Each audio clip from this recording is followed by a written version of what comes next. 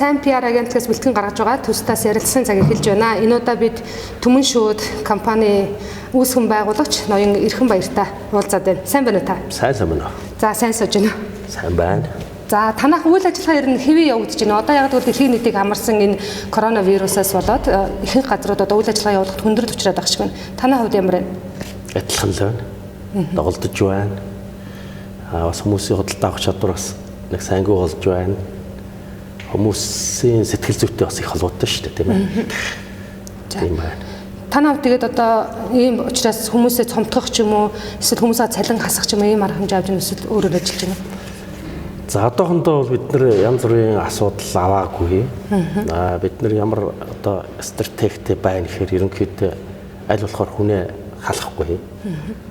Цалингийн одоо бууруулахгүй төлөө одоо ажиллаж байна. За тэгвэл энэ хэдийн хүртэл үргэлжлэхийг бид нар бол хэлж мэдэхгүй байна. Биднээс шалтгааллахгүй болоод байна шүү дээ. Танах нэг хичнээн ажилтнтай лээ. Одоо 200 орчим ажилтнтай байна. Ажилчид маань бол хэвээр үйл ажиллагаа явуулсан. Хэвээр үйл ажиллагаа явуулж байна. Ямар ч ус оронтой бол нэмэхгүй. Бидэрт бодсон сансын нэлээд байсан. Хомих буюу одоо байгаа хэмжээндээ бүсээ чангарч ажиллах. Ийм л одоо тактиктэй байна одоо. Таны хувьд бол улс төрч хүн. Өөрөөр хэлбэл ардсан намын гишүүн, дээрээс нь ерөнхийлөгчийн зөвлөх гэдэг дандаа улс төр дэвжсэн ивент одоо ингээд бизнесээ өргөжлүүлээд явж байгаа нь ямар учиртай юм бэ? Яагаад улс төрөөс болчих вэ? Улс төр өөрөө ёс зүйн хувьд бол унчлаа л да. Бид бол нэг юмыг ойлгох ёстой. Манай үеийнхэн одоо томоохон улс төрчид маань бүгдөө бие дээрээ тавьчлаа. Өөрийгөө хүлээн зөвшөөрөхгүй байна. Дутагдлаа. Би одоо өөрийгөө бол бас гайгүй ёс зүйтэй байгаад байгаа гэж боддог шүү дээ. Энэ одоо 90 оноос хойш явлаа. Бидний байгуулъя гэсэн бодсон ардчлал бол гарсангүй. Хүмүүсийн амьдрал тийм сайнгүй байна. Шүүх засаглал маань одоо ёроолдоо ортол ялзарлаа. Шудраг бос байдал. Одоо газар авлаа. За баялагын тэгш ус хуваарлалт бол дэнтлээ. Энэ болгонд одоо бид нар бүгдөө одоо хүний нэр заахгүйгээр бүхэл энэ үйл явцыг бүтээн байгуулалтсан хүмүүс бүгд дотроо нэг юм бодох ёстой. Тэгтэл одоо юу гэдгийг би л мундаг байсан, бид л мундаг байсан гэл ингээл яваад байгаа нь бол бас буруу гэж бодож байгаа. Тийм учраас би өөрийгөө бол бас ёс зүй хариуцлага хүлээгээд 2016 онд чинь арчсан намын ерөнхий нарийн бичгийн үүрэг гүйцэтгэгч байлаа шүү дээ. Тийм учраас миний хувьд бол одоо 20 онд хүртэл дуугаа байх ёстой. Өөрийнхөө дутагдлыг хүлээн зөвшөөрөх ёстой. Тэгээ сууж байгаа гэж бодож байгаа. Тий. Ер нь энэ ёс зүйн хувьд ингэж хүмүүс ёс зүйн хувьд ямар ч хариуцлагагүй болж байгаа нь юутай холбоотой. Дээрээс нь ингээд та нар өнөөдөр эргээд бид нар харахад аюул олон алдаа гаргаж ич гэдэг юм. Нийгэм ийм болж байгаа нь бас бидний хариуцлагын асуудал болж байна гэж та бол дүгнэлтэнд хүрээс үлж шүү дээ. Тэгэхээр энд бол бас бид бол алдаа гаргасан байлаа гэхэд аль болохоор улс төр рүү бухдаг. Өөрийнхөө алдаа дутагдлыг энэ улс төржүүлж байна. Энэ ардын нам биднийг одоо ингэж одоо хилмигдүүлэх гэж байна. Эсвэл энэ ардчилсан нам одоо энэ ардын намынхныг хилмигдүүлж байна гэж ийм юм руу бухаад өөрсдөө дандаа авч гардаг. Ийм тогтолцоо 90 оноос хойш явчлаа шүү дээ. 90 оноос хойш хэн ёс зүй хариуцлага хүлээгээд тийм үү одоо албан тушаалаасаа бүр буугаад тэгээ одоо тэр улс орны гохиросон бол одоо тэр идэлдэг ялаа идэлцсэн хэн байна? Улс төрчдөөс. Ерөнхийдөө байхгүй шүү дээ. Тэгэл энэ янзаараа ингээл мууралган болтоолол ингээ яваад ч болохгүй. Бид өөрөөсөө л эхлэх хэрэгтэй. Залуу үеийн одоо улс төрд зүтгэж байгаа ч юм уу залуучуудаа уулзаад ярилцахлаар 90 онд одоо ардчлалын салхийг сэтгүүлсэн хүмүүс өнөөдөр өөрсдөө бид нар тухайн үедээ сэтгэл хөдлөлөөр хийчихээ гэдэг юм уу буруу хийчихээ гэдэг ингээд суугаад байгаа нь бид нарт ерөөсөө таалагдахгүй байна гэсэн зүйл яриад байгаа. Тэгэхээр одоо бас нэг одоо тоошил явж байгаа. Жишээлх юм бол одоо энэ хөгшчүүл одоо болох хэрэгтэй гэсэн. Одоо бараг л би чадна гэдэг нэг залуучууд маань бас бие дээр тавьчихсан. Энэ одоо дэлхийд даяар уламжлал шинжилгээг хослуулсан нь л хождог. Тэр одоо өмнөх үеийнхэн дотор сайн улсууд зөндөө байх. Тийм ээ? Мөн одоо тэнд маш их дуршлагууд байгаа. Өмнөх уламжлалгүй шинжилгээ гэж юусоо байдгүй. Тэгэхээр 100% одоо юу гэдгийг залуучууд бүгд гарна гэвэл бас л нэг нуглаа болно. Юм мэдэхгүй шүү дээ бас. Тэгэхээр энэ Ахмад үеийнхэн сайн чанараас, дуршлагаас, залуучуудын илүү шин сэтгэлгээнээс ялцраагүй шин одоо оюун ухаанаар явдаг л тоо. Тэрнээс бол одоо бүгдөө эдгээр төрийг бариад явна гэвэл тэрийн шиг бодлоо бас байхгүй.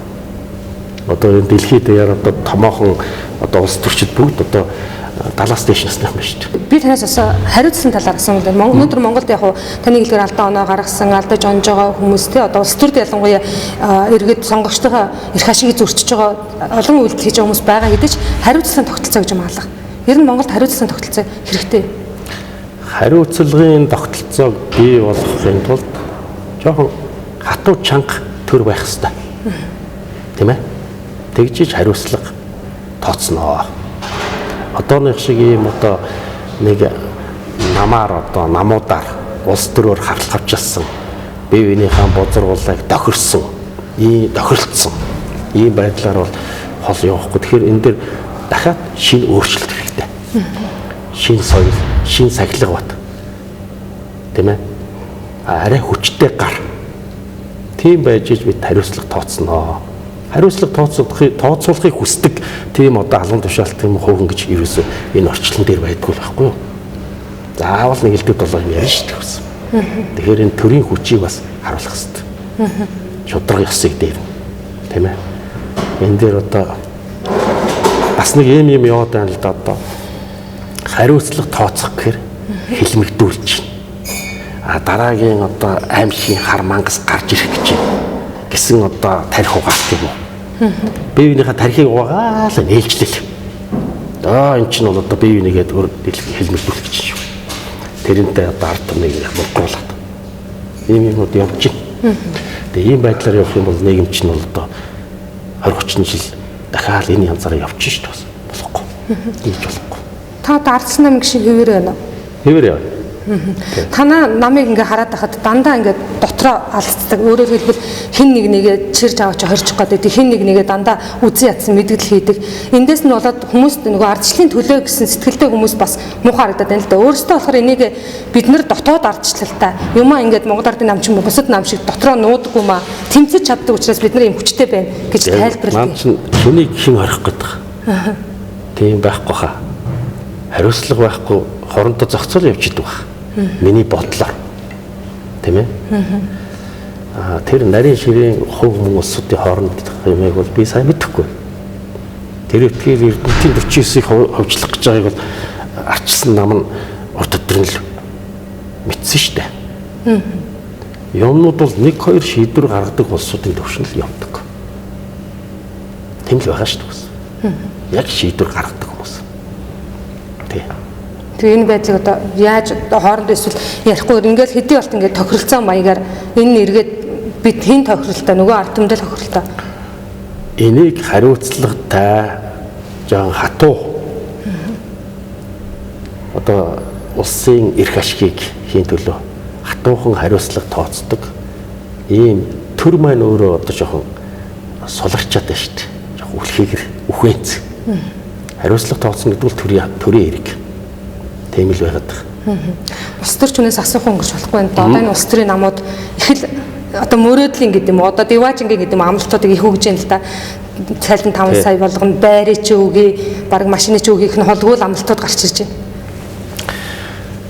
За тэгээд бүгдөө бол одоо хоорондоо ярьж хэлж ижил шийдсэн байж таараа хамтын шийдвэр байгаа шүү дээ.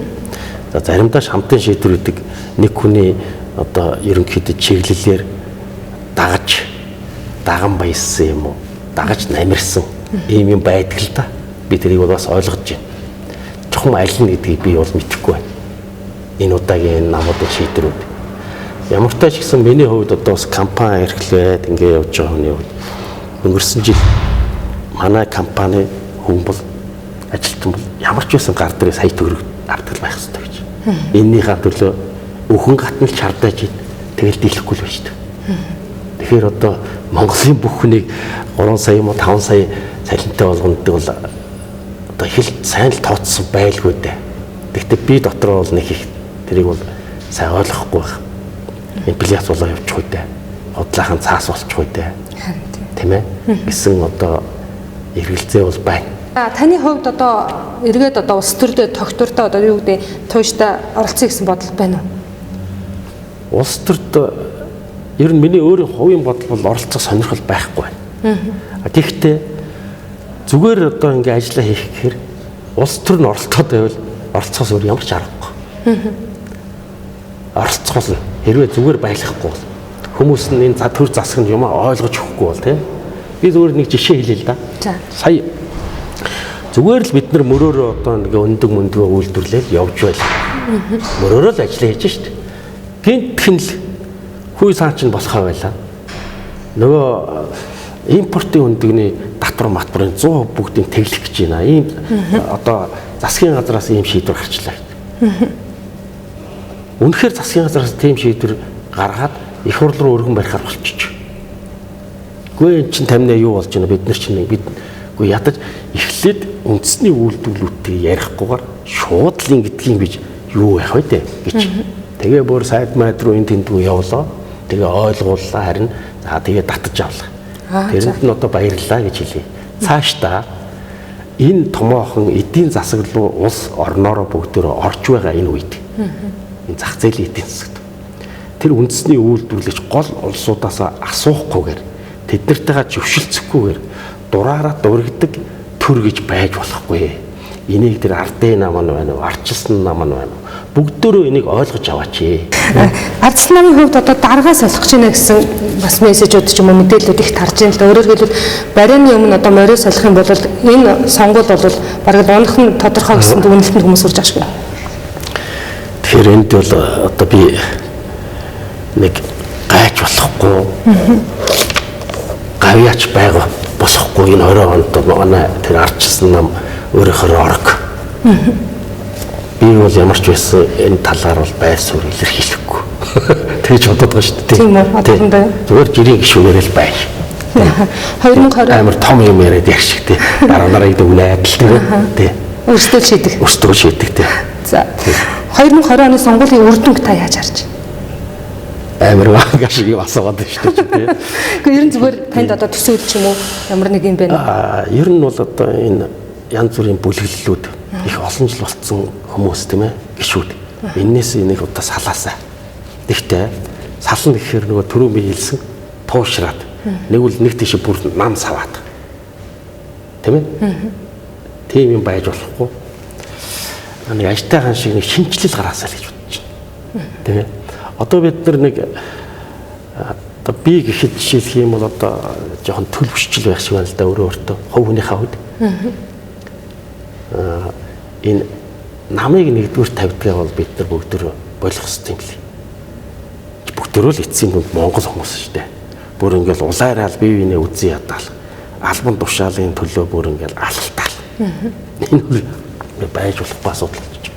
Тэгээ энэ намуудын манай гişүүд мишүүд ч гэсэн бас нөгөө ойлголтууд их маш буруу болсон. Монгол улсыг хэрэг охироо гэдэг талаас асуудал ярихгүй. Бид тэгээ гохирсон шүү дээ. Бид ажилгүй үлдсэн шүү дээ. Ардын нам нь ялагчвал ардын намын гişүүд нь тэгж орилтоол. Ардчилсан намын яачвал орилтоол. Бодлого нь хэнд ард түмэнд илүү байсан. Хэний үед илүү өгөөчтэй байсан. Хин илүү бодлого барьж ийн гэдгээр л Монгол түмэн хожно гэхээс бол ардчилсан нам ялахаар би ажилтай болдог. Ардын нам ялахаар тэр ажилтай болдог гэдэг асуудал ханддаг аль аль намууд энэ тарихнаас нэг тийм нэг төгжээнүүдээ бүгдөө авч юм болчихдог. Тэ.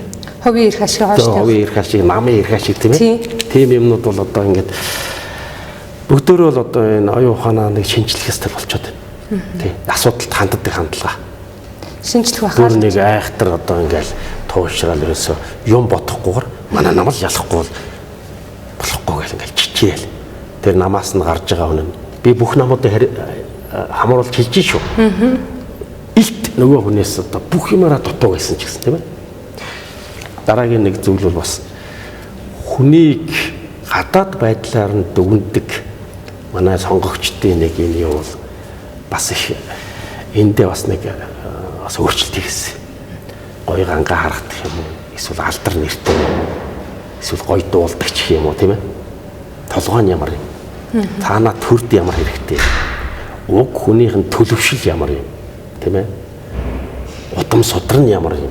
Ах トゥ амар судраараа хэрзэг их одоо ноён нуруутай улсууд юм. За эсвэл одоо энэ хүний явж ирсэн зам мөр нь ямар юм? Энэ талаас асуудалд хандна уу эсвэл гадаад байдал, гаднаа гяланцаг, дотроо паланцаг. Ийм сонголтыг л бид нар хийгээд байна. Эннээсээ бид нэг удаа ингээд татгалцахгүй болохгүй болчиход байна. За баярлалаа танд бидний урилгыг хүлээж авсанд. За баярлалаа. За баярлалаа.